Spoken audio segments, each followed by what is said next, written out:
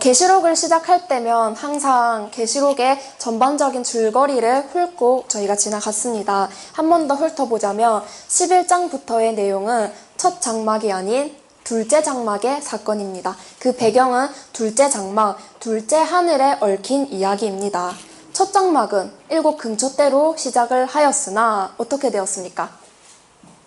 네, 그 길이 배도의 길을 감으로 하나님께 추방을 당하고 또 황충이와 짐승들에게 짓밟힘을 당하게 되었습니다. 그러한 과정들을 목격했던 누가? 두 증인이 있었죠. 네, 그 두 증인의 등장인물이 하나님이 출현을 시켜서 이 두 증인을 통해서 이 첫 장막에 일어났던 사건들을 이제 세상에 알리는 그러한 역사를 또한 시작을 하셨습니다.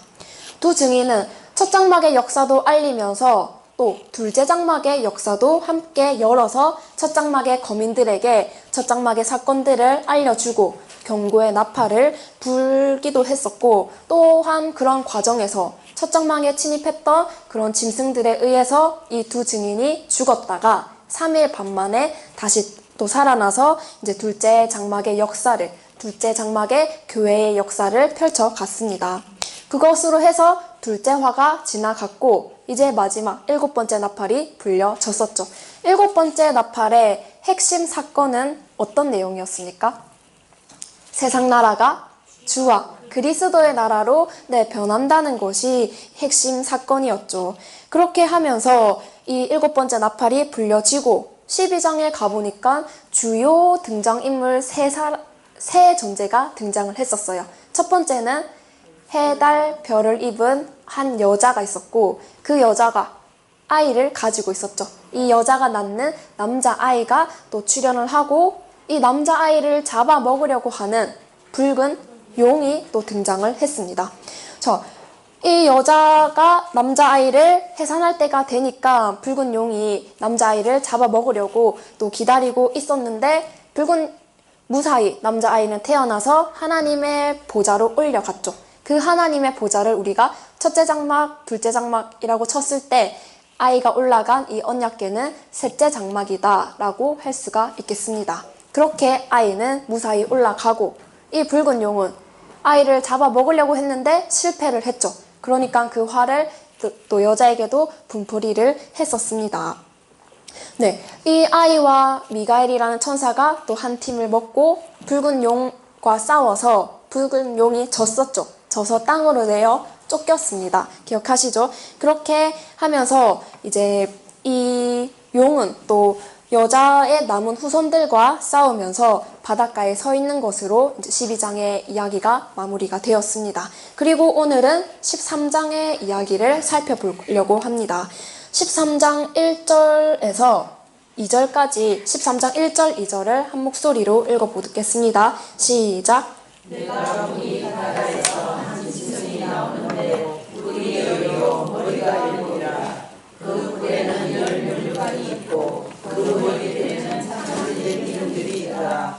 내가 본 짐승은 도가 비싸고 그 발은 곰의 발 같고 그 입은 사자의 입 같은데 용이 자기의 능력과 보좌와 큰 권세를 그에게 주었더라. 네, 13장 1절에서 짐승이 어디에서 출현을 합니까? 짐승이? 네, 바다에서 짐승이 출현을 하는데 이 짐승의 모습이 어떻다고 해요? 이 짐승의 모습을 표현하기를 네, 머리는 사자 같고 또 몸은 그렇게 안 나와 있나요? 네, 1절에서는 이제 뿔이 있다고 하죠. 머리가 7이고 또 10뿔을 가지고 있고 2절을 보시면은 이 짐승의 모양을 또 어떻게 설명을 하느냐? 머리는 사자 같고 몸통은 표범 같고 그 다음에 그렇죠. 발은 곰 같다라고 합니다. 자, 7 머리와 10뿔을 가진 이 짐승의 모습입니다. 7 머리와 10뿔을 가졌다 하니까 떠오르는 인물이 있나요? 우리가 12장을 볼 때 12장에서 붉은 용을 설명할 때 머리가 7이요 뿔이 10이라고 했었습니다. 그렇게 형상화했던 그 짐승이 지금 13장에도 또 등장을 하는 거예요. 그렇다면은 이 바다에서 나오는 이 짐승 7머리와 10뿔을 가진 이 짐승과 12장에서 출현했던 붉은 용과 같은 편이라는 것을 알 수가 있겠죠. 똑같은 모습을 하고 있으니까요. 네, 그렇게 한 편이라는 것을 볼 수 있고, 이 짐승은 이 2절을 보시면 용이 자기의 능력과 보좌와 큰 권세를 그에게 주었다는 거예요. 용에게 보좌와 권세를 물려받은 짐승이라는 것을 우리가 볼 수가 있습니다. 12장에서 보았던 붉은 용, 12장을 잠시 볼까요? 네, 12장 9절을 보시면은 12장 9절 큰 용이 내어 쫓기니 이 용의 정체가 곧 옛 뱀이고 마귀고 사단이라고 합니다. 뱀의 정체가 드러났어요. 이 용의 정체가 옛 뱀이고 그렇죠. 마귀고 사단이다라는 거예요. 옛 뱀이라는 것은 언제적 옛 뱀? 저 옛날 창세기에 아담 에덴 동산에 등장했던 그 뱀이 아직도 살아서 이 계시록에도 또다시 등장을 하고 있다 하고 하나님께서 알려주셨습니다. 자, 이 용의 속성을 지금 붉은 용으로도 표현하기도 하고 이제 옛 뱀이고 마귀다라고 설명을 했는데, 용이라고 하는 것하고 지금 여기서는 또 13장 1절에서는 짐승이라고 하죠. 12장에서는 용이라고 했고 13장에서는 짐승이라고 했어요. 이 둘에 같다는 것을 얘기를 했는데, 한편으로는 용이라고 표현을 하기도 하고 또 다른 한편으로는 짐승이라고 표현을 하기도 한다는 거예요. 그것은 무엇을 말을 하느냐, 용이라고 했을 때는 이 영적인 속성을 강조해서 표현을 하는 거예요. 그러면 용이 영적인 속성을 강조했다면 이 짐승은 그렇죠, 육적인 속성을 강조한 사람이라는 데에 그 포인트를 두시면 되겠습니다. 왜냐하면 우리가 지난번에도 배웠는데 육체와 영혼은 따로 노는 것이 아니라고 했죠. 육체와 영혼은 그렇죠, 이 하나님의 이 영의 역사가, 영은 육체를 지배를 합니다. 영은 육을 들어서 역사를 합니다. 그리고 그렇다는 것은 육체는 마찬가지로 영의 지배를 받는다는 거. 네. 이 원리는 이 원리예요. 하나의 영의 세계의 원리고 우리가 살아가고 있는 세계의 원리입니다. 영은 육을 통해서 역사를 하는 거예요. 영혼으로서는 일을 할 수가 없죠. 그래서 그 영이 한 사람을 통해서 역사를 하는 거고, 또 육체는 그 찜을 당한 이 영의 존재에게 지배를 받는 것이 우리가 살아가는 이치인 거예요. 조금 쉽게 생각을 하면은 무당을 생각하시면은 이해가 잘 될 겁니다. 네, 그러한 원리인 것처럼 이 용도, 사단 마귀도 일을 해야 돼요. 일을 해야 되는데 마귀도 영의 존재니까 인간 세상에서 일을 할 수가 없는 거예요. 그러니까는 사람을 들어서 일을 하는 거죠. 그러면은 용의 편에서 이제 일하는 사람이라는 것을 우리가 볼 수가 있겠죠. 네, 이러한 원리는 천사들의 세계나 마귀의 세계나 똑같다는 것을, 영혼으로서만 존재하는 것이 아닌 이 영혼은 육체를 들어서 역사를 한다는 사실을 꼭 명심하시기 바랍니다. 그래서 예수님도 어땠나요? 예수님은 육체를 가지고 있었지만 예수님에게 속한 그 영은 하나님의 영이었던 것, 우리가 배웠죠. 그런 원리로 이루어져 있다는 것을 우리가 볼 수가 있겠습니다. 자, 그러면은 7머리 10뿔을 가진 붉은 용과 7머리 10뿔을 가진 짐승, 이제 매치가 되시죠? 네. 자, 그러면은 우리가 또 볼 것은 7머리 10뿔이라고 했는데, 이 7머리라는 것에 대해서 그럼 성경적인 배경이 있냐는 거죠. 우리가 구속사적인 이야기들을, 구속사적인 맥줄기로 성경을 배웠을 때 대부분의 계시록에 나오는 모든 용어들은 구약에서부터 있었던 단어들이었어요. 그렇다면은 계시록에 출연한 이 일곱 머리라는 것도 구약의 역사를 우리가 이렇게 뒤적여 본다면 있을까요? 없을까요? 있어요. 네, 그것이 바로 이 일곱 머리의 첫 시작은 혹시 알고 계신 분 있으신가요? 그렇죠. 모세가 이스라엘 백성들을 데리고 이제 광야 생활을 하고 광야 생활이 끝나면은 무슨 생활이 기다리고 있어요? 이 가나안 땅을 가기 위한 여정이었죠. 가나안 땅을 하나님이 이제 들여 보내주시는데 하나님께서 꼭 이것만큼은 지켜라 하고 신신당부하신 게 있었습니다. 가나안 땅이 빈 땅이 아니었어요. 이미 원주민들이 살고 있었어요. 그러면은 그 땅을 갔을 때 원주민들이 있으니까 그 가나안 땅의 일곱 족속과는 어떠한 결혼도 하지 말고 어떠한 언약도 맺지 말라고 하나님께서 신신당부를 하셨습니다. 네, 그때 일곱 족속이 처음 등장을 했습니다. 자, 그런데 하나님은 이 일곱 족속과 절대로 어떠한 관계도 맺지 말라고 약속을 이렇게 명령을 주셨는데 이 명령이 잘 이어졌을까요? 시대가 흘러가면서 이 조상님들의 말들이 또 희석이 되었겠죠. 네, 그래서 어떤 일이 벌어지느냐? 이 일곱 족속 중에 헷 족속이 있어요. 이 헷 족속에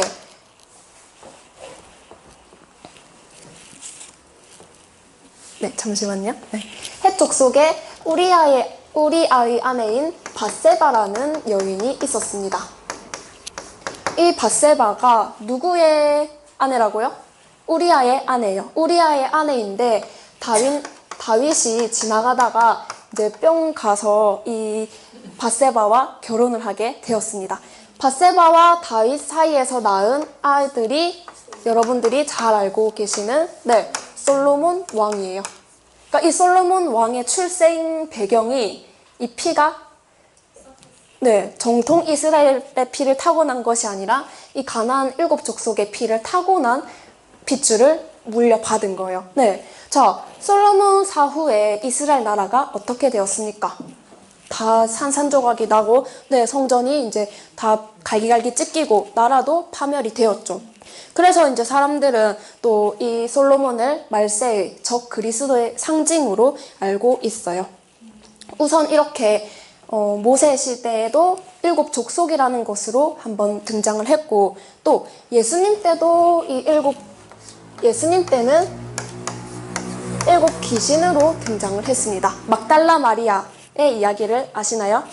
들어보셨을 겁니다. 누가복음 8장 2절에 있어요. 나중에 한번 찾아보시기 바랍니다. 네, 누가복음 8장 2절을 가보시면 막달라 마리아에게 일곱 귀신이 들어가서 예수님께서 그 귀신을 또한 무찔러 주십니다. 자, 그리고 또 네, 그렇게 이제 등장을 했는데 아담 때 에덴 동산에서 들어갔던 그 뱀으로부터 시작했죠. 옛뱀으로부터 시작했던 이 뱀이 모세 때도 등장하고 예수님 때도 등장을 했더니 지금 어디에 와서도? 계시록에 와서도 끊임없이 등장을 하고 있는 거예요. 그러니까 그 같은 편이라는 것을 아시겠죠? 한 편이라는 거. 네. 그러니까 이 하나님의 역사를 방해하기 위해서 이 뱀은 끈질기게 창세기 때부터 계속해서 하나님의 역사를 따라다녔던 겁니다. 그리고 그 구원의 역사의 마지막인 계시록의 시대까지 등장해서 그 질긴 인연을 이제 매듭 짓고자 하나님도 이 전쟁을 끝내려고 하시는 거예요. 그래서 계시록에 7별이 출현을 했고 2 증인이 출현을 했는데 사실상 하나님은 이 7머리와 10뿔을 끌어내기 위한 하나님의 올무였던 거죠. 올무. 네. 나중에 계시록 18장을 가보시면 18장에 바벨론을 잡기 위한 올무라고도 또 표현을 하십니다. 왜냐하면 하나님은 이들에 대한 원망이 엄청나게 큽니다. 그 뱀의 머리를 밟기 위해서 오늘날까지 하나님은 오신 거예요. 그러니까는 이 7머리 10뿔을 나타낼 때가 하나님도 기다려 오셨겠죠. 네. 그래서 이 13장은 이 뱀을 잡기 위한 하나님의 올무에 해당되는 사건이에요. 뱀을 잡기 위한 하나님의 올무에 해당되는 사건입니다. 7머리 10뿔을 가졌고 또 다른 그런 모습들로 형상하니까 사자 같고 표범 같고 곰 같은데 이러한 모습도 다니엘 7장 1절로 가보겠습니다. 책갈피 끼워 놓으시고 다니엘 7장 1절. 다니엘 7장 4절부터 6절. 시작. 첫째는 사자와 같은데 독수리의 날개가 있더니 내가 볼 사이에 그 날개가 뽑혔고 또 땅에서 들려서 사람처럼 두 발로 서게 함을 입었으며 또 사람의 마음을 받았으며 다른 짐승 곧 둘째는 곰과 같은데 그것이 몸 한편을 들었고 그의 입 사이에는 새 갈빗대가 물렸는데 그에게 말하는 자가 있어 이르기를 일어나서 많은 고기를 먹으라 하였으며 그 후에 내가 본즉 다른 짐승 곧 표범과 같은 것이 있는데 그 등에는 새의 날개 넷이 있고 그 짐승에게 또 머리 넷이 있으며 또 권세를 받았으며. 네, 이런 식으로 아까 우리가 13장에서 사자 같고 표범 같고 곰 같다고 했는데 다니엘이 본 이 환상, 바다에서 짐승이 나오는데 그 짐승의 모습도 사자 같고 곰 같고 표범 같고 네, 그러한 모습을 또한 일치되는 모습이라는 것을 우리가 볼 수가 있습니다. 네, 다시 13장으로 넘어오겠습니다. 계시록 13장 3절을 함께 읽어보겠습니다. 시작. 그의 머리 하나가 상하여 죽게 된 것 같더니 그 죽게 되었던 상처가 나음에 온 땅이 이상히 여겨 짐승을 따르고. 네, 여기 보시면은 머리 하나가 상하였대요. 원래 머리 몇 개예요? 7머리죠. 네, 7머리 중에서 지금 하나가 상하였고 또 치료를 받았다는 거예요. 즉 이 말씀을 통해서 우리가 볼 수 있는 것은 이 7머리 10뿔도 그들 나름대로의 우여곡절을 겪으면서 이 자리까지 왔다는 거예요. 그리고 4절을 보시겠습니다. 시작. 용이 짐승에게 권세를 주므로 용에게 경배하며 짐승에게 경배하여 가로되 누가 짐승과 같으뇨 누가 능히 이로 더불어 싸우리요 하더라. 네, 용이 짐승에게 권세를 주고 능력을 주니까 아무도 이 짐승을 대적할 사람이 이제 없게 된 거예요. 자, 짐승이 하는 일은 또 5절과 6절을 보시면은 이 짐승은 용에게서 42달 동안 일하는 권세를 가지게 됩니다. 42달 동안 일하는 권세를 가져서 하나님을 회방하고 하나님의 장막에 거하는 백성들을 짓밟고 뭉개뜨리고 그렇게 모든 나라를 다스리는 권세를 이제 이 짐승이 가지게 되는데 그렇게 되니까 그 장막에 거하던 사람들이 이제 이 짐승에게 굴복을 하게 되겠죠. 네. 자, 그러면 이 짐승은 어디서 이런 어마어마한 일을 행하냐는 거죠. 여러분, 이 계시록 13장의 이야기를 가지고 말세의 환란은 이러한 모습일 거야 하고 많은 목사님들이 말씀해 주고 계십니다. 7머리 10뿔 이렇게 우리가 상상만 해도 뭔가 괴물 같은 그런 괴물들이 나타나서 일을 하는 것 같은데 도대체 어디서 이런 일이 벌어지냐는 거죠. 자, 우리는 계시록 13장까지 오기 위해서 앞에서 1장부터 시작해서 차근차근 이야기를 밟아왔어요. 이 계시록의 13장의 이야기를 가지고 많은 사람들은 아까도 말씀드렸다시피 666이니 하면서 이 세계적인 환란일 것을 세계적인 종말을 고하는 이야기로 이야기를 하고 있습니다. 그러나 13장까지 온 이 여정을 13장까지 흘러온 그 흐름을 알지 못하기 때문에 세계적인 사건으로만 생각을 하고 있는 거예요. 자, 이 13장까지 오기 위해서 이 계시록의 발단은 우리가 이사야를 통해서 봤듯이 동쪽에서 해 돋는 곳에서 모퉁이 땅끝에서 벌어진다고 했었죠. 거기서 발단이 되어서 계시록 1장에 가니까 7 금초대, 7별이 등장을 했고 또 그들이 배도하고 하나님께 추방당함으로 해서 하나님은 또 누구를 세우셨나요? 2 증인을 세웠죠. 네, 2 증인을 세우면서 그러한 과정 속에서 2 증인을 세우고 또 해 입은 여자가 나타나고 해 입은 여자가 낳는 남자아이가 나타나는 그러한 과정들을 우리가 살펴보는 와중에 13장까지 흘러오게 된 거예요. 그러니까 이 13장의 이야기는 온 세계적인 이야기를 하는 것이 아니 그 발단은 동쪽 땅끝 모퉁이 땅에서 일어나는 이야기라는 거죠. 예수님 때도 어땠나요? 예수님께서 오셔서는 온 인류를 구원하는 메시아이기는 하셨지만 그 예수님께서 태어난 그 장소는 이스라엘의 베들레헴이라는 아주 작은 땅덩어리였었어요. 그런 것처럼 이 계시록의 사건도 예수님 때와 마찬가지로 온 세계적인 사건이 아닌 어떠한 하나님이 말씀하신 그 지역에서 일어나는 이야기라는 거죠. 자, 그러면 사람들의 생각에는 이 666이니 하면서 온 세계적인 이야기로 알고 있는데 이 사건이 어떠한 지역에서 일어나는 이야기라고 알려주면 과연 쉽게 받아들일까요? 아니겠죠. 그렇게 크게 큰 일처럼 상상하고 있었는데 뭔가 되게 작게 일어나는 이야기를 가지고 쉽게 받아들이지 못할 겁니다. 그래서 스가랴 선지자도 뭐라고 하셨냐면 스가랴 4장 10절을 보시면 작은 일의 날이라고 멸시하는 자가 누구냐 하고 말씀을 하셨습니다. 시작은 이렇게 작게 나타나고 있기 때문에 사람들로부터 작은 일이라고 비난을 받는다는 거예요.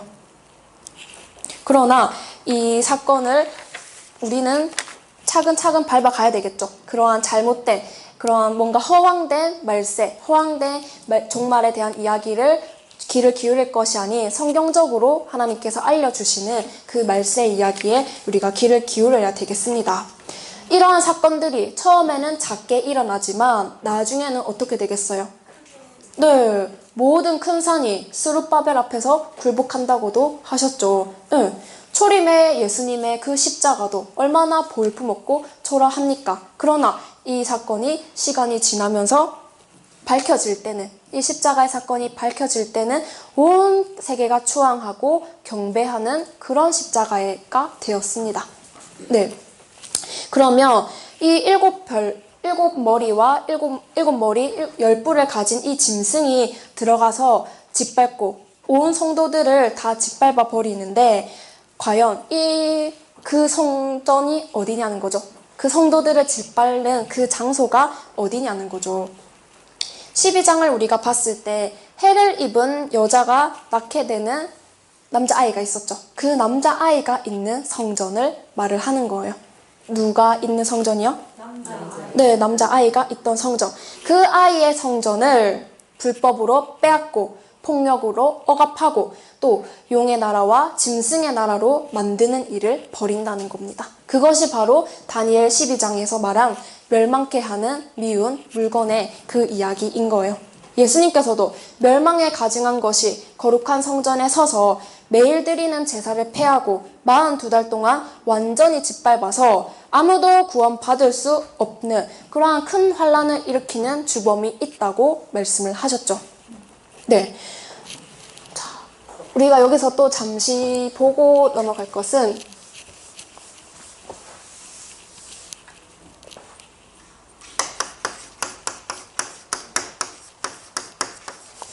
해 입은 여자가 남자아이를 낳게 됩니다. 자, 이 해 입은 여자와 남자아이의 관계를 한 번 더 살펴보고 넘어가겠습니다. 지난 시간에 여자라고 했을 때는 단지 그런 남녀의 성별을 이야기하는 것이 아니라고 했죠. 젖을 먹이는, 양육하는 의미에서 이 여자는 목자라고 말씀드렸던 거 기억나시나요? 네, 여자는 목자라고 말씀을 드렸습니다. 사도 바울도 디모데를 내가 너를 낳았다 라고 표현을 했죠. 네, 그렇다는 것은 결국 이 여자와 남자아이의 관계는 스승과 그렇죠, 제자의 관계라는 거예요. 스승과 제자의 관계. 이 남자아이는 여자의 제자로서 교회를 맡아서 다스리고 또 여자를 섬기는 그런 관계에 있었던 거예요. 이 여자와 남자아이의 관계가. 네. 그런데 어느 날 느닷없이 이 여자는 자기의 제자인 남자아이에게 교회를 빼앗고 또 교회에서 추방시켜버리고 그 남자아이의 교인들을 억압시키면서 결국은 자기의 뜻대로 굴복을 시키는 거예요. 이러한 악행을 하는 순간 이 여자는 하나님께서 세우신 두 증인의 위치에서 이제는 떨어지게 되겠죠. 전락하게 되겠죠. 그렇게 함으로써 이 여자와 이 붉은 용, 일곱 머리 열 뿔과 한 편이 되어버리는 거예요. 그러니까 여자는 남자아이와 계속해서 같은 배를 탈 수 있을까요? 없을까요? 없겠죠. 네. 그래서 12장에서 남자아이는 하나님의 보좌로 올라가고 여자는 광야 자기 곳으로 돌아가게 되었습니다. 그렇게 되어버림으로 해서 두 증인이었던 이 여자는 천하의 악녀가 되어버리고 음녀가 되고 사단마귀가 되어버린 거예요. 멸망의 아들, 멸망에 가증한 존재가 되어버렸습니다. 가장 거룩한 이름으로 부귀영화를 한 몸에 누렸던 솔로몬처럼 겉으로는 되게 멋있고 거룩한 척을 했지만 결국은 저 그리스도의 그런 상징이 되어버린 거죠. 여기서 우리가 10절을 잠시 보겠습니다. 10절 한번 읽어볼까요? 시작. 칼로 죽이는 자는 자기도 마땅히 칼에 죽으리니 성도들의 인내와 믿음이 여기 있느니라. 네, 아까 그렇게 이제 백성들을 짓밟고 이제 행포를 저지르는데 그렇게 하면은 사로잡는 자는 사로잡힐 것이요 칼로 죽이는 자는 자기도 마땅히 칼에 죽는다는 거예요. 그러면 이 칼을 휘두르는 자는 누굴까요? 칼로 죽이는 자는 곧 이 일곱 머리 열 뿔의 조직체가 되겠죠. 그러면은 이 일곱 머리 열 뿔도 나중에는 어떻게 된다는 거예요? 칼로 휘두르는 자는 자기도 칼로 죽임을 당한다고 했죠. 네, 그러니까 이들의 운명을 하나님께서는 또 이렇게 암시를 하신 거예요. 자, 그리고 또 볼 것은 10절을 보니까 성도들의 인내와 믿음이 여기 있다는 거예요. 성도들의 인내와 믿음이 여기 있대요. 이 인내와 믿음이 하나님께서 진정으로 인정해 주시는 믿음이겠죠. 세상에 보시면 우리도 그렇지만 환난을 겪는 사람들이 굉장히 많습니다. 또 저 오지에 가서 아프리카나 중국 이런 하나님을 안 믿는 나라에 가서 선교를 하는 사람들도 목숨을 바치면서 이 말씀을 전하려고 복음을 전하려고 일을 하는 사람들이 굉장히 많이 있습니다. 신앙이라는 이름으로 하나님을 믿는다는 그 명목하에 그렇게 일을 하고 있지만 하나님께서 진정으로 인정하시는 인내와 믿음은 어디에 있다고요? 여기에 있다는 거예요. 우리가 읽고 있는 23장 이곳에 있다는 거예요. 그러니까 우리는 하나님의 뜻도 모르고 하나님의 말씀도 모르고 하나님의 때도 모르니까 그런 환난을 당하고는 있지만 하나님께서 인정해 주시는 환난을 행하고 있지는 않다는 거죠. 그러니까 이왕 고생하는 거 하나님께 보상을 받을 수 있는 고생을 해야 될 거 아니에요. 하나님께서 인정하시는 그러한 힘듦을 우리가 고난을 당해야지 하나님께서 실컷 고생했는데 하나님이 나중에 그거는 내 뜻이 아니었어 하면은 우리의 인생은 어떻게 되는 겁니까? 그렇기 때문에 이 말씀을 이 하나님의 뜻을 우리가 아주 정확하게 볼 수 있어야 됩니다. 자, 11절 이하로 우리가 보시면 남자아이의 백성들을 철저히 이 아이에게서 배운 사상과 정신을 지우기 위해서 이 용들이 일곱 머리 열 뿔 짐승들이 어떠한 작태를 벌이는지를 볼 수가 있는데 11절을 한번 읽어볼까요? 시작. 내가 봄에 또 다른 짐승이 땅에서 올라오니 새끼 양같이 두 뿔이 있고 용처럼 말하더라. 네, 자, 짐승이 어디에서 올라온다고 합니까? 땅에서 올라온대요. 자, 13장 1절은 보세요. 13장 1절에는 짐승이 어디에서 나와요? 바다에서 나오죠. 네, 1절에서는 바다에서 올라오는 짐승이 있고 또 11절에 가니까 땅에서 올라오는 짐승이 출현을 합니다. 이 짐승의 모양이 어떻다고 합니까? 11절? 그쵸. 새끼 양같이 두 뿔이 있고 용처럼 말을 한다는 거예요. 네, 어떤 양이요? 새끼 양. 우리 성경에서 보통은 어린 양으로 표현을 하죠. 네, 어감이 다릅니다. 어린 양이라고 했을 때와 새끼 양이라고 했을 때 어감이 다른데 이 양은 누구처럼 말을 한대요? 용처럼 말을 한다는 거예요. 겉은 양인데 속은 용인 거죠. 네. 그러니까 이 성경책을 또 보시면 요즘 번역에는 또 어린 양으로 다시 번역을 해놓은 게 있는데 속은 용처럼 말을 한다는 거 보니까 새끼 양으로 표현하는 게 더 우리가 느낌이 확 오는 표현이죠. 자, 그 새끼 양이 바다에서가 아닌 어디서 나왔다고요? 땅에서 나왔다는 거예요. 그 땅은 남자아이가 다스리던 그 거룩한 곳을 두고 그 성전을 두고 표현을 하는 겁니다. 바다가 아닌 어디요? 땅이라고 표현을 했어요. 네, 이 땅에서 나온 이 새끼 양은 남자아이가 거하던 성전에서 그 아이를 섬기고 따르며 사역을 돕던 사람들 중에서 용의 앞잡이가 되어서 용의 심부름을 하는 사람을 뜻하는 겁니다. 일본의 식민지 생활을 할 때도 일본의 순사들도 무섭고 싫었지만 그것보다 더 나빴던 것은 일본의 앞잡이 노릇을 했던 그 우리나라 사람들이 더 미웠죠. 네, 그런 것처럼 그러한 존재였던 것처럼 이 새끼 양도 어떻게 하느냐? 용이 할 일을 자신이 대신해서 앞잡이 역할을 한다는 거예요. 네, 그렇게 행하고 12절 보시겠습니다. 시작. 그 앞에서 행하고 땅과 땅에 거하는 자들로 처음 짐승에게 경배하게 하니 곧 죽게 되었던 상처가 나은 자니라. 네, 이렇게 이제 새끼 양이 먼저 나온 짐승의 모든 권세를 그 앞에서 행하고 그곳 성전에 있는 모든 사람들을 이 처음 바다에서 나온 짐승들을 다 경배하게 만들어 버렸어요. 그 새끼 양의 행적들을 13절에서도 보시면은 큰 이적을 행하고 또 심지어 사람들 앞에서 불이 하늘로부터 땅에 내려오게 하고 14절에 짐승의 말에 유혹되도록 만든다는 거예요. 그러한 용의 앞잡이 역할을 이 새끼 양이 한다는 거죠. 자, 그리고 그 바다에서 나온 그 짐승을 위해서 또 따로 우상을 만든다고 합니다.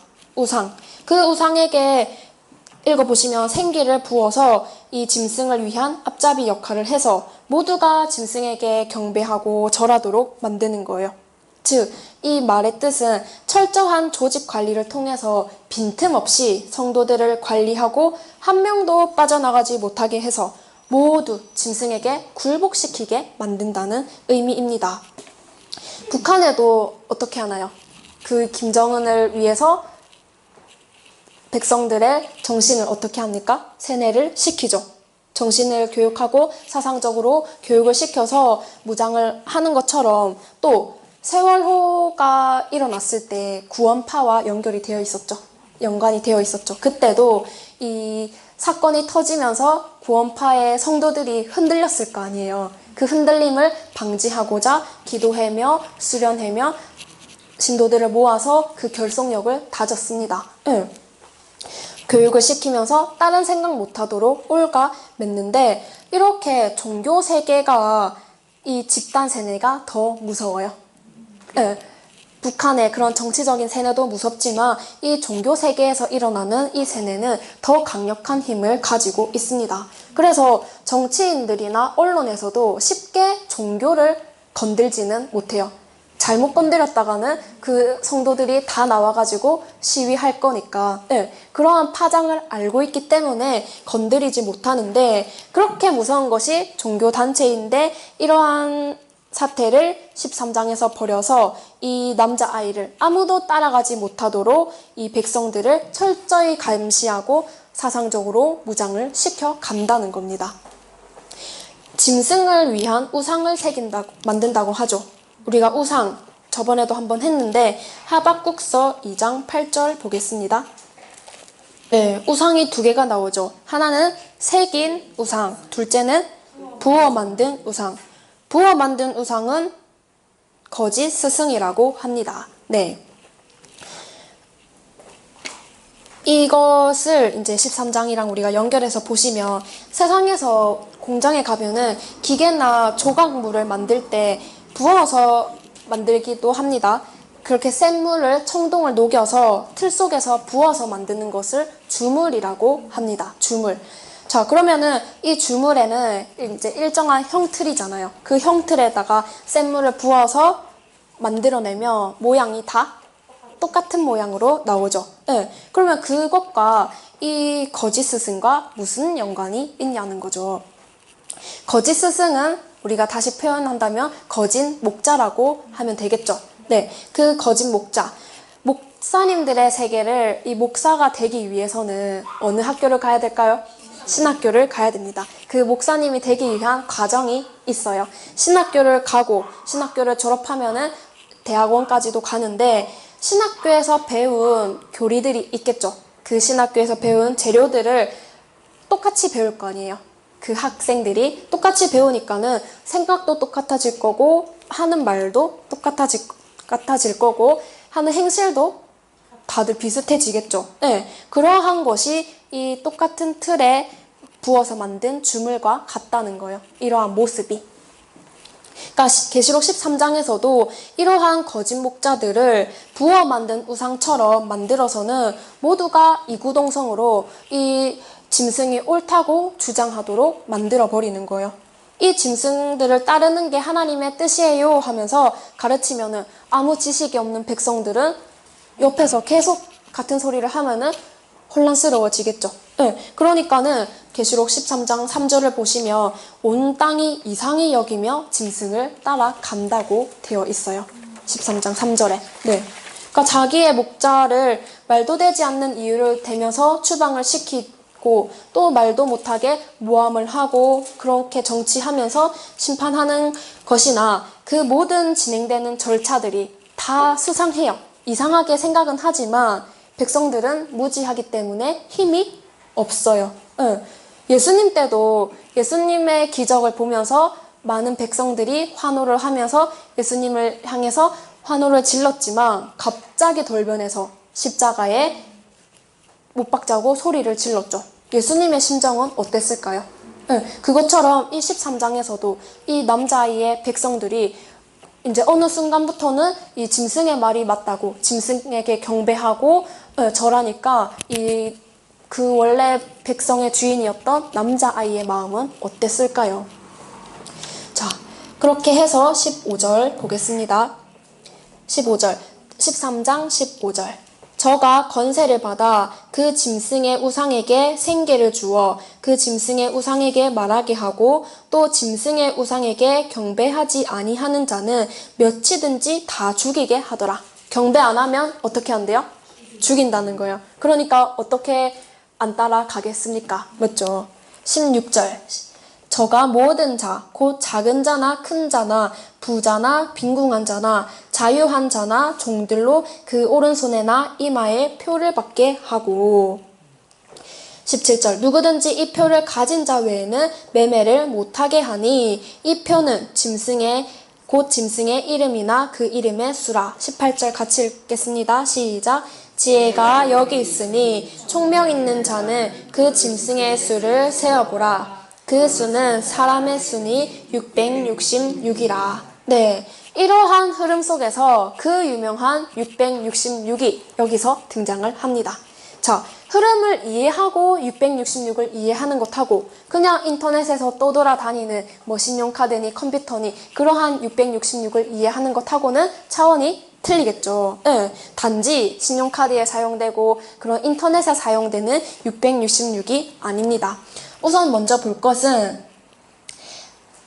16절을 보시면은 오른손에나 이마에 표를 받게 한대요. 오른손이나 이마에 표를 받게 한다. 또 인을 맞는다 라는 표현으로 하는데 인 우리가 계시록 7장을 할 때도 배웠습니다. 14만 4천 명의 하나님의 종들의 이마에 하나님이 인을 신다고 했었어요. 또 나중에 14장을 가보시면 또 시온산에 어린 양과 14만 4천이 있는데 하나님의 이름과 어린 양의 이름으로 또 이마에 기록이 되어 있다고 합니다. 그러면 하나님의 인이 있을 거고 또 누구의 인도 있을까요? 그렇죠. 사단의 인도 있겠죠. 자, 하나님께서 인 치는 원리를 이해를 한다면 사단이 인을 치는 원리도 이해가 될 겁니다. 하나님의 원리를 볼까요? 요한복음 3장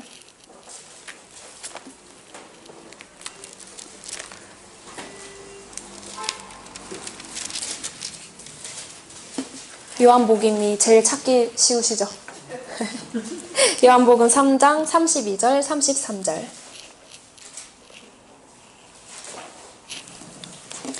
하나님께서 인을 치는 원리를 보겠습니다.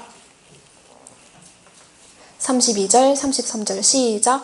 그가 그 보고 들은 것을 증거하되 그의 증거를 받는 이가 없도다. 그의 증거를 받는 이는 하나님을 참되시다 하여 인쳤느니라. 네, 우리가 세상에서도 인을 칠 때는 계약서에서 도장을 쾅 찍기도 하고 또 소나 돼지들을 보면은 어떻게 합니까? 그 빨간 도장, 보라 색깔 도장을 쾅쾅 찍죠. 왜 찍는 거예요? 등급도 표시하고 어느 축산의 소유인지도 표시를 하는 거죠. 소유를 표시할 때 이런 도장을 찍는데 그러면은 하나님도 하나님 편의 사람에게 도장을 찍을 것이고 사단도 자기 편의 사람에게 도장을 찍어서 자신의 소유를 나타내 보일 겁니다. 자, 그러한 가운데서 하나님의 원리는 이 요한복음을 보시면 예수님의 증거의 말씀을 보고 듣고 해도 받아들이지 않는 사람이 있고 또 예수님의 증거의 말씀을 믿음으로 받아들이는 사람이 있어요. 그러면은 보니까 이 믿음으로 받아들이는 사람은 인쳤느니라 라고 말이 나와 있죠.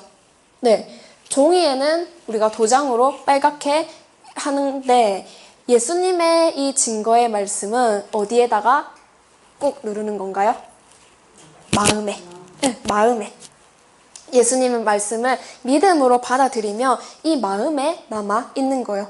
아무리 말을 해도 내일 돼서 언제 그런 말 했어? 이러면은 한 귀로 듣고 한 귀로 흘려간 거죠. 마음에 남아 있는 것이 아니죠.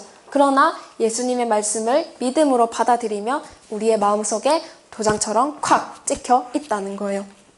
자, 고린도후서 3장 3절도 나중에 보시면 사도 바울이 너희는 그리스도의 편지인데 이는 먹으로 한 것도 아니고 모세처럼 돌판에 새긴 것도 아니라 마음에 새긴 거라고 합니다. 자, 어디에 새긴 거요? 마음에 새긴 거. 근데 돌판에 새기는 것도 엄청 깊숙이 찍히는 거잖아요. 근데 이 돌은 어떻게 되나요? 망치로 깨면 부서질 수도 있어요. 그러나 우리 마음에 새겨지는 것은 안 없어지겠죠. 영원히 가겠죠. 네. 그러니까 하나님의 말씀을 마음에 새기면은 영원히 가듯이 마찬가지로 사단의 말씀도 마음에 새긴다면은 그 도장이 영원히 가겠죠. 같은 원리이기 때문에, 같은 이치이기 때문에 그런 건데, 그렇기 때문에 우리는 누구의 인을 받아야 되겠습니까? 하나님의 인을 받아야 되겠죠. 그래서 이 말씀을 어떤 말씀을 듣고 어떤 것들을 보느냐가 우리한테 너무너무 중요한 거예요. 이렇게 우리가 말씀을 공부하고 말씀을 듣고 묵상하는 시간들은 우리의 영혼을 조각하는 시간이에요. 하나님의 인으로 우리를 조각하는 시간이기 때문에 아무 말이나 들린다고 다 들으면은 안 되겠죠. 네. 보는 것도 내 마음대로 보면은 안 되는 거예요. 자, 이렇게 우리의 운명을 조각하는 시간들인데 사상이라는 것이 쉽게 바뀌는 것이 아닙니다. 우리의 가치관들이 쉽게 바뀌지 않는데 종교적이고 신앙적인 사상은 더 무섭고 더 중요한 거예요. 짐승, 이 사단의 인은 666이라는 인을 친다고 하죠. 그거는 그들의 교리적인 가르침을 마음에 새기도록 조각을 한다는 거예요.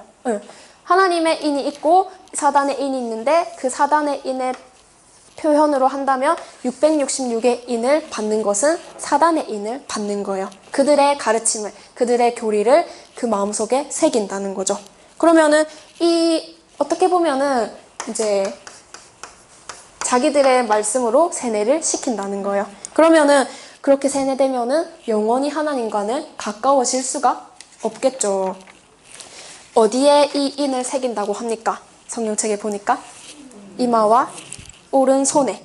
네. 그러니까 이마와 오른손에 인을 새긴다는 것은 사람들로 하여금 전인격적으로 이 짐승들의 가르침을 받아들이고 마음에 새긴다는, 마음으로 믿는다는 그런 표시를, 이런 상징적인 기법을 사용을 한 거예요.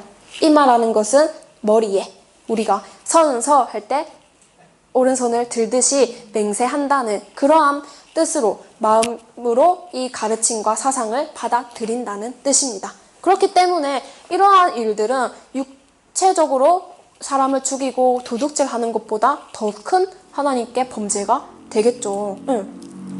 자, 그리고 또 볼 것은 이 666의 인을 받지 않은 사람은 매매를 할 수 없다고 해요. 뒤에 보시면 표를 받지 않으면 매매를 할 수 없는데, 육적인 매매는 물건을 사고 파는 것을 이야기를 하죠. 영적인 매매는 진리의 말씀을 사고 파는 것을 이야기를 합니다. 어떤 뜻이냐? 예수님의 말씀에도 달란트 비유 들어보셨습니까? 각각 받은 달란트를 가지고 장사를 해서 이익을 남기는데, 진리의 말씀을 전하는 것으로 많은 결실을 맺어가야 된다는 뜻이에요. 그런데 세상에서도 가게를 하나를 내려면은 그 지점권을 따야 되죠. 프랜차이저 같은 경우에. 그러한 것을 따야 되는 것이 이 세상의 상도덕이듯이 종교 세계에도 규칙과 질서가 있습니다. 아까 목사가 되기 위해서는 그 길이 있다고 했잖아요. 목사가 되기 위해서든 신부가 되기 위해서든 그들이 공적으로 인정하는 교육기관에 들어가야 해요. 그 교육기관이 신학교에서 신학교육을 받아서 또 그들이 인정하는 신앙과 이제 질서를 받아들일 수 있을 때 목사나 신부가 될 자격을 부여를 합니다. 네. 그들의 건의나 사상을 받아들이지 않으면은 목사 자격을 줄까요? 안 주겠죠. 그러니까 교회에서 설교하거나 가르치는 자격을 부여하지 않습니다. 그러면은 이러한 욕심이 있는 사람들이라면은 어떻게 하겠어요? 가르치는 대로, 시키는 대로 그 질서에 순응하면서 나아가겠죠. 그러면은 그렇게 되지만 만약에 나는 이렇게 할 수 없어 한다면은 여기서 이 신학교에서 주려고 하는 그런 자격을 인정받지 못하고, 그러면은 공식적으로 이 말씀을 매매할 수 있는 자격이 주어지지 않는 거예요. 그러한 원리로 지금 용도, 이 짐승도 건세를 행세하면서 이 자기들의 체계를 받아들이도록 지금 유도를 하는 거예요.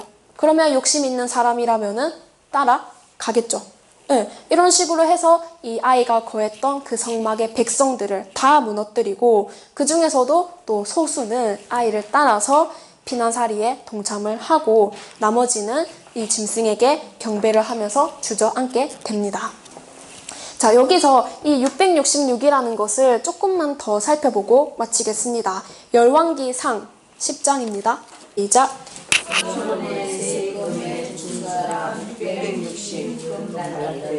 네, 아까 제가 처음 말할 때 다윗이랑 이 해적 속의 여인 밧세바와 결혼해서 낳는 아들이 누구야? 솔로몬 왕이었고, 이 솔로몬 왕을 사람들은 우리는 적 그리스도의 상징이다 라고 했었습니다. 이해가 안 되셨을 거예요. 자, 이 이야기가 흘러 오니까 이 7머리 10뿔이 나오는 이 13장에서 어떤 숫자가 등장하나요? 666이 등장을 하는 거예요. 자, 그 666의 이 원조가 성경적으로 우리가 찾아가 보니까 솔로몬에게서부터 출발을 했다는 거예요. 지금 솔로몬의 시대가 우리 얼마나 부귀 영화를 누렸던 왕인지 잘 알고 있죠. 그러한 풍족한 재정을 나타내는 것이 지금 세금의 중수가 얼마래요? 666 금 달란트라는 거예요. 666 금 달란트. 1년에 걷어들이는 세금이 666 금 달란트래요. 한 달란트가 약 34kg거든요.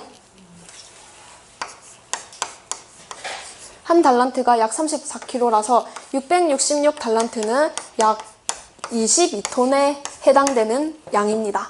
22톤에 해당되는 양. 우리 만져보지도 못하는 그 어마어마한. 그러니까 이 솔로몬 시대의 국가적인 이 재정이 얼마나 풍족했는지를 보여주는 사례예요. 자, 그런데 재정적으로 이렇게 넉넉하고 하나님께서 축복을 부어주셨는데 11장으로 가볼까요?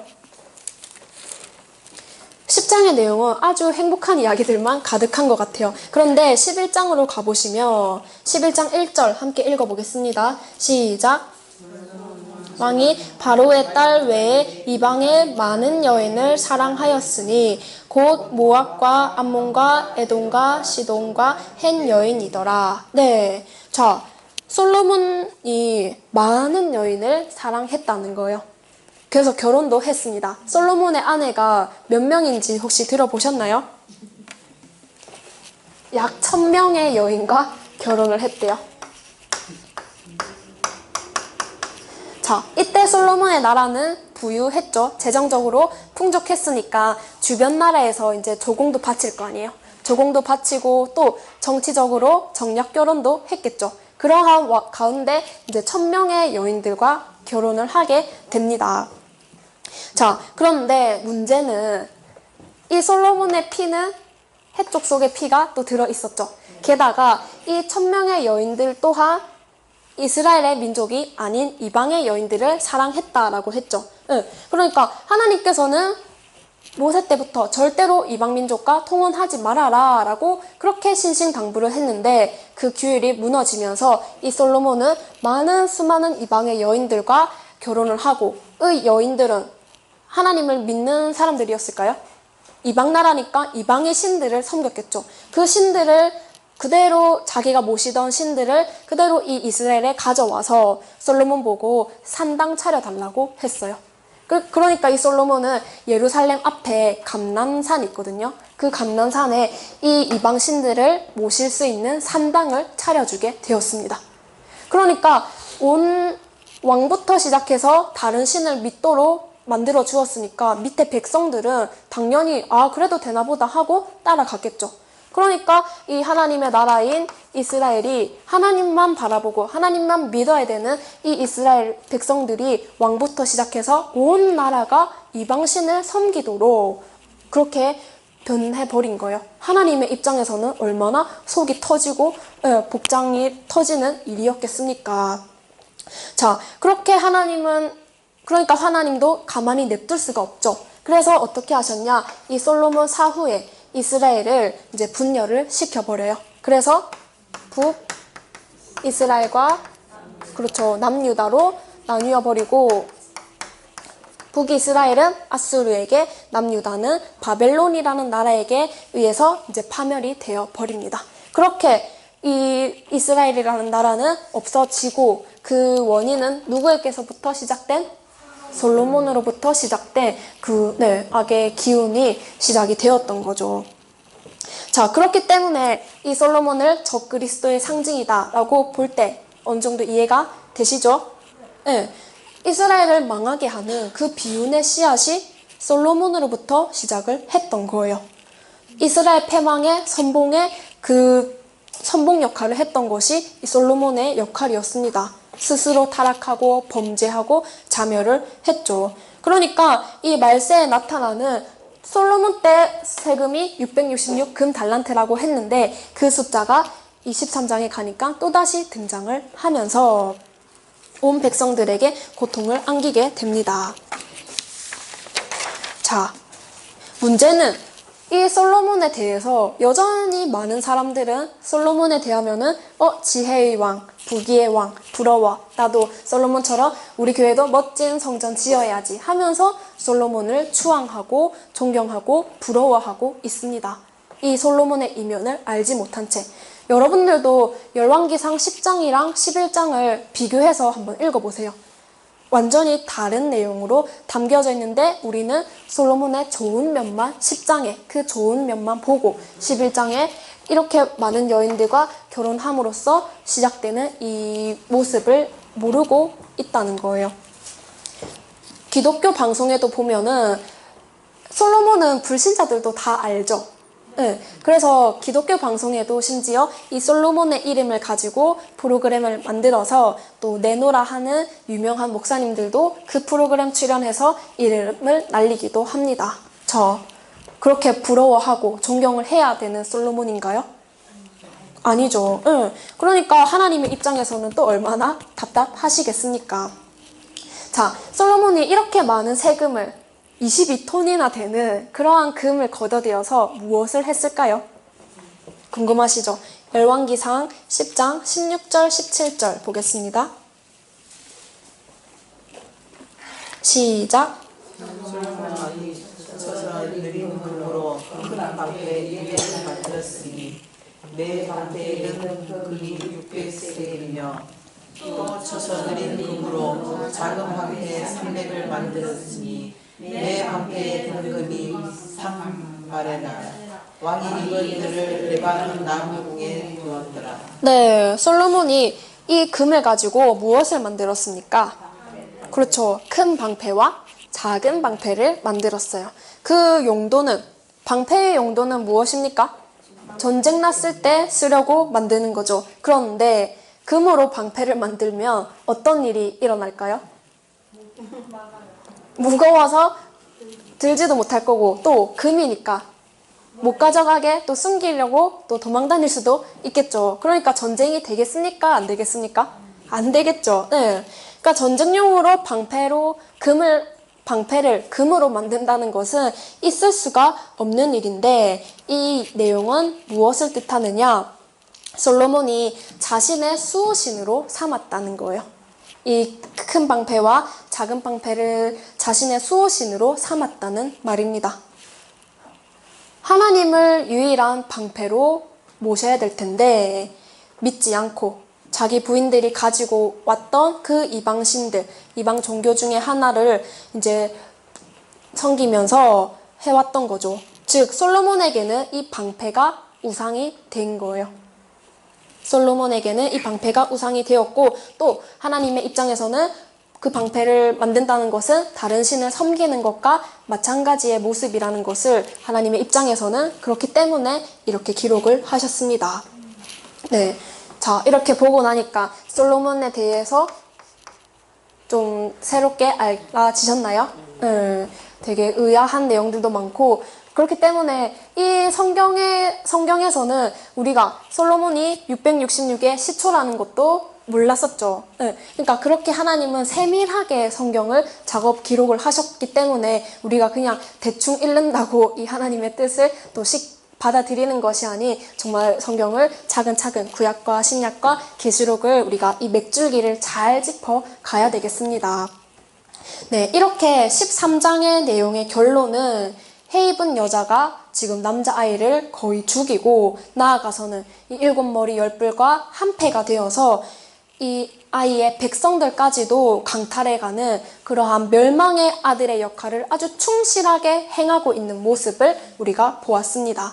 이 사건으로 인해서 여자와 이 7머리 10뿔의 이 역할이 그들의 실체가 이제 드러났는데, 즉 온 인류를 고통 속에서 살게 만들었던 그 에덴 동산의 사단 마귀가 정체를 감추고 자기는 그렇게 거룩한 척 하나님의 사자인 것처럼 수천 년간 오왔고, 또 교회들도 그러한 사단의 그런 일들에 휩쓸려서 이렇게 왔는데, 철저하게 속아서 왔는데, 그래서 하나님은 이 사건을 통해서 사단의 본체가 어떤 존재인지, 그 에덴 동산의 원흉이 누구인지를 세상에다가 공표하는 그러한 아주 중요한 현장이라는 거예요.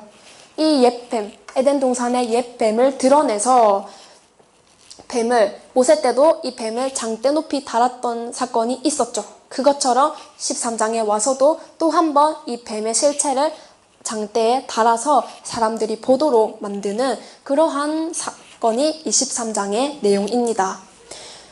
이 7머리 10뿔의 작태는 구약에서부터도 계속해서 하나님께서 예언을 해오셨으나 오늘날의 기독교 세계는 잠에 빠져서 이러한 내용을 또한 알지 못한 채 마찬가지로 솔로몬의 모습을 추앙하고 부러워하는 그러한 삶을 우리가 또한 살고 있죠.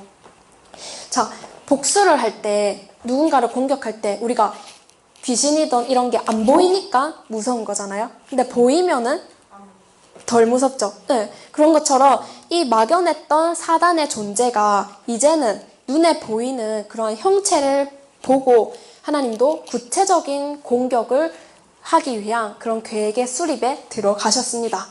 자, 우리가 지금 이렇게 성경의 역사 속으로 쏙 들어와서 이 역사의 바톤을 이어받은 하나님의 백성입니다.